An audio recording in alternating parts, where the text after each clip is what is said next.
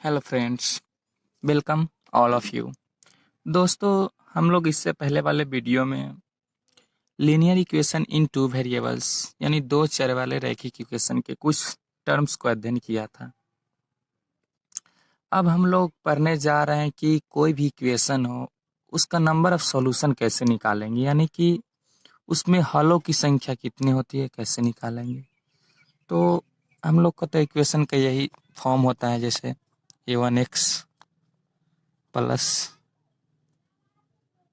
b1y plus c1 equal to 0, first equation.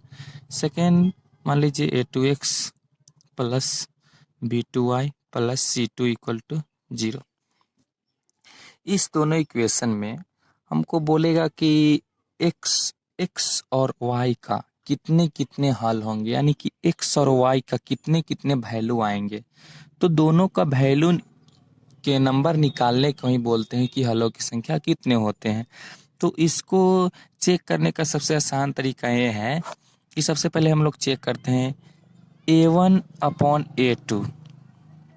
अगर if a1 upon a2 not equal आए b1 upon b2, तो हम लोग कहते हैं कि इसका सिर्फ और सिर्फ एक हल होंगे। मतलब इनको अगर ग्राफ पे निरूपण करेंगे, ग्राफ पेपर पर अगर इस इक्वेशन को दर्शाएंगे तो मेरा इक्वेशन इस टाइप का आएगा, दोनों लाइन ग्राफ पेपर पर, यानी कि किसी एक ही पॉइंट पे दोनों लाइन कट करेंगे, यानी कि हल उतना ही होते हैं जितना पर दोनों लाइन कट करते हैं ग्राफ पेपर पे। तो ऐसा कंडीशन में सिर्फ और सिर्फ एक हल होंगे, यानी कि दोनों इक्वेशन का लाइन ग्राफ पेपर पे एक ही पॉइंट पे कट करेंगे। अगर दूसरा कंडीशन मेरा ये आता है, फर्स्ट कंडीशन। दूसरा कंडीशन ये आता है, अगर a1 upon a2 equal b1 upon b2 equal c1 upon c2 रहे, अगर तीनों इक्वल हो जाए तो इसको बोलते हैं हम अनेक हल होंगे, यानी कि एक ही लाइन पे दूसरा लाइन भी होगा। एक ही लाइन पे दूसरा लाइन होने का मतलब हम बोले इससे पहले भी कि दो लाइन एक दूसरे को जितने पॉइंट पे कट करे उसका हल उतना ही होता है।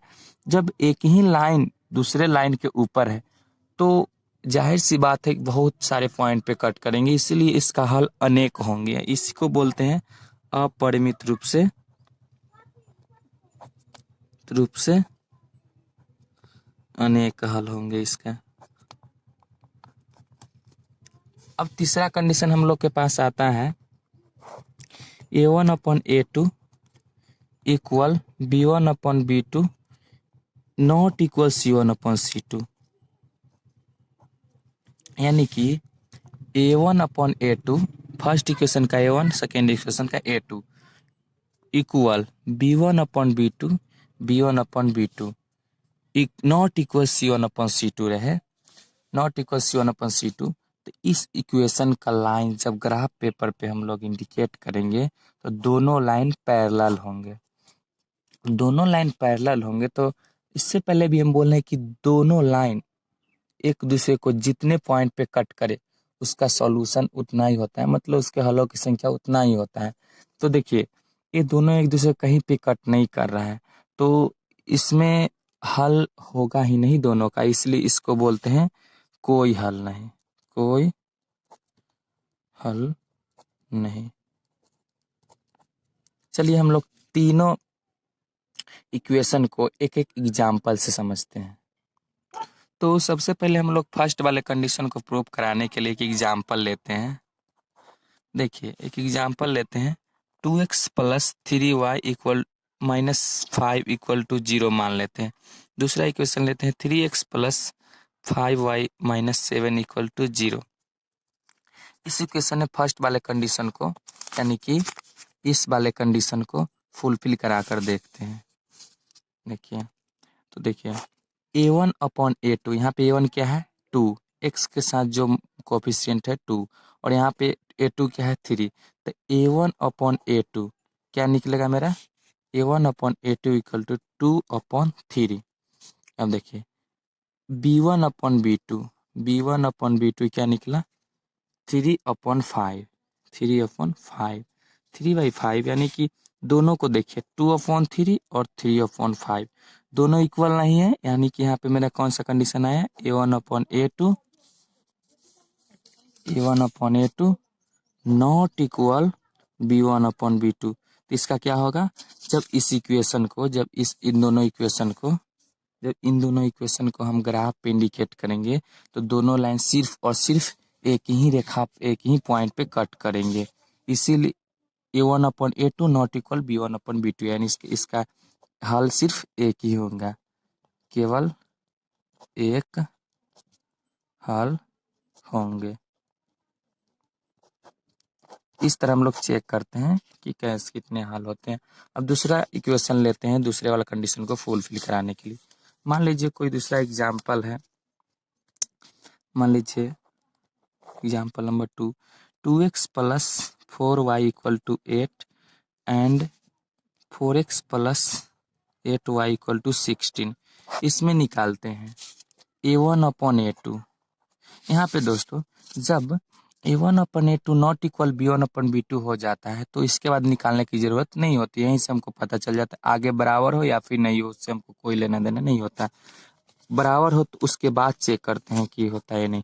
देखिए तो यहाँ पे हम लोग निकालते हैं a1/a2, a1/a2 यहाँ से क्या आएगा 2/4, 2/4 क्या होगा 1/2 कटेगा, तो फिर b1/b2, b1/b2 क्या होगा 4/8, देखिए 4/8 कटेगा तो क्या हो जाएगा 1/2। अब आया C1/C2 क्या होगा 8/16, इसको उधर लेगा माइनस, इधर इसको भी माइनस माइनस माइनस कट जाएगा, 8/16 यानी कि 1/2। यहाँ पे देखिए तीनों इक्वल आ गया, a1/a2 equal b1/b2 equal C1/C2। तीनों जब इक्वल आया तो हमारा सेकेंड वाला कंडीशन को फुलफिल कर रहा है। इसमें क्या बोले थे, अपरिमित रूप से अनेक हल, यानी कि लाइन एक दूसरे के ऊपर होंगे, तो इसका होगा अपरिमित रूप से अनेक हल। इसी तरह हम लोग एक्सरसाइज बनाएंगे। अब तीसरे वाले इक्वेशन को फुलफिल कराने की तीसरे वाले कंडीशन को फुलफिल कराने के लिए हम लोग एक इक्वेशन लेते हैं। मान लीजिए कोई इक्वेशन है, तीसरे वाले एग्जाम्पल मान लीजिए 2x plus 4y equal to 8 and 4x plus 8y equal to 5। इसमें चेक करते हैं a1/a2 निकालते हैं, क्या आया 2/4 यानी कि 1/2। अब देखिए अब निकालते हैं b1/b2, क्या आएगा 4/8 यानी कि 1/2, और C1/C2 क्या आएगा 8/5। देखिए यहाँ पे देखने से हम लोग को पता चल रहा है कि a1/a2 equal b1/b2 not equal C1/C2। ये कौन सा कंडीशन था कि कोई हल इसका नहीं होगा, क्योंकि जब इस वाले इक्वेशन को ग्राफ पे निरूपण करेंगे, ग्राफ पे दर्शाएंगे, तो इसका पैरेलल लाइन आएगा दोनों का। देखिए पैरेलल लाइन आएगा तो दोनों एक दूसरे पे कट नहीं कर रहा है, तो इसका मतलब इसका कोई हल नहीं होगा। तो देखिए कोई हल नहीं होगा तो इसमें लिखेंगे हम लोग कोई हल नहीं हो गया। अब हम लोग चलते हैं अगले वीडियो में, आएंगे हम लोग लेकर क्या, किसी भी इक्वेशन को सॉल्व करने का 3 तरीका। फर्स्ट तरीका क्या था मेरा, क्या है मेथड ऑफ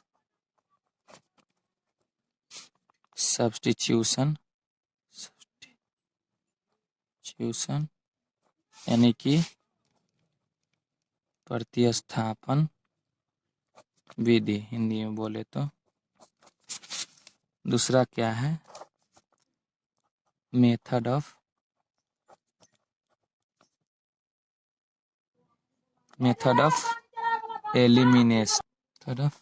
एलिमिनेशन यानी कि विलोपन विधि।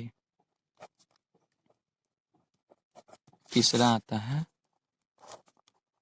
मेथड ऑफ क्रॉस मल्टीप्लिकेशन यानी कि बराज गुणन यानी तिरछी गुणन